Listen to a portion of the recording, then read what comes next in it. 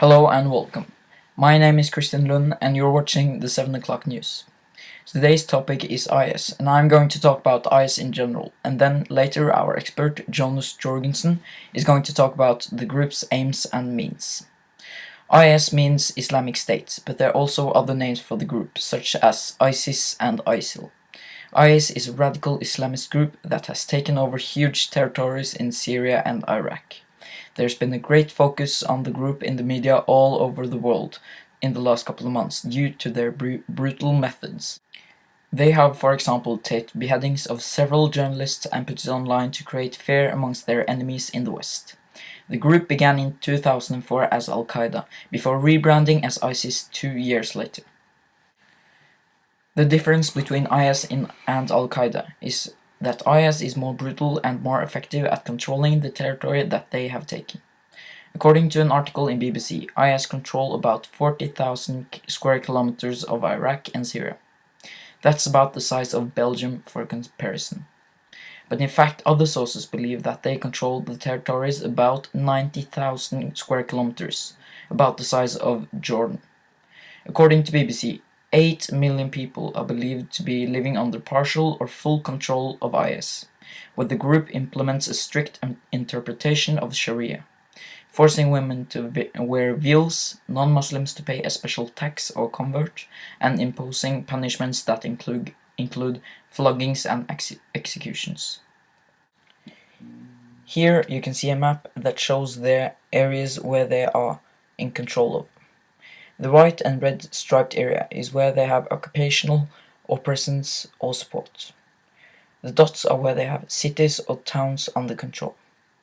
As you can see, there are several places in Iraq and Syria they are in full control of.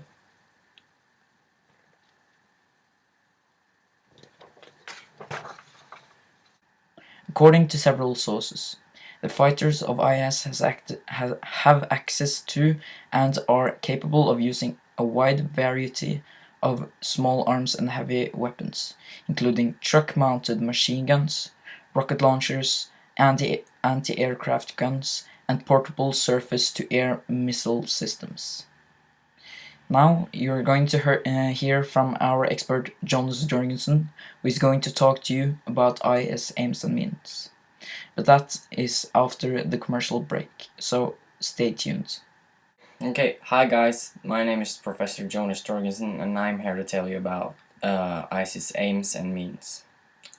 So basically, ISIS goal is to create a broader Islamic caliphate in Iraq and Syria, and this means that they want to control their own country with a caliphate. And a caliphate is some type of Islamic government controlled by the religion's caliph, which is often considered the leader of the whole Muslim community. But to do this, they need a country to lead and control, and that's why they're trying to take over Iraq and Syria. They currently only control some rather small areas in the north of Syria and some small parts west and north in Iraq.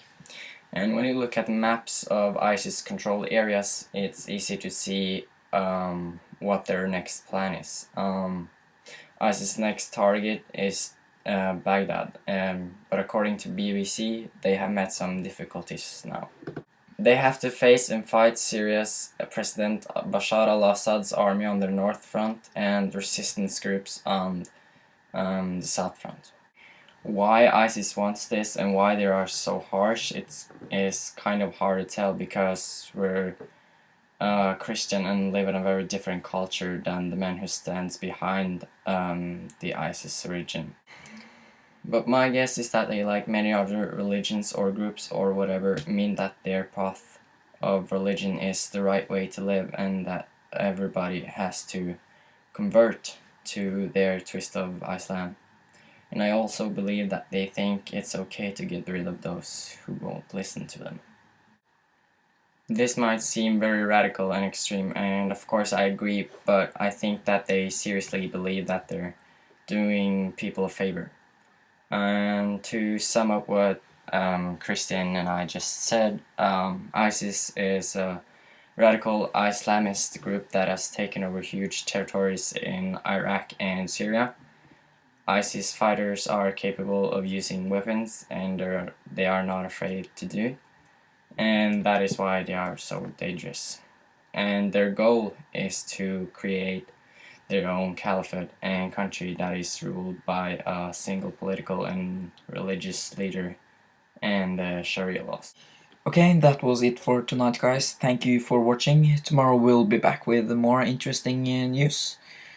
So be back tomorrow. Thank you and good night to everyone.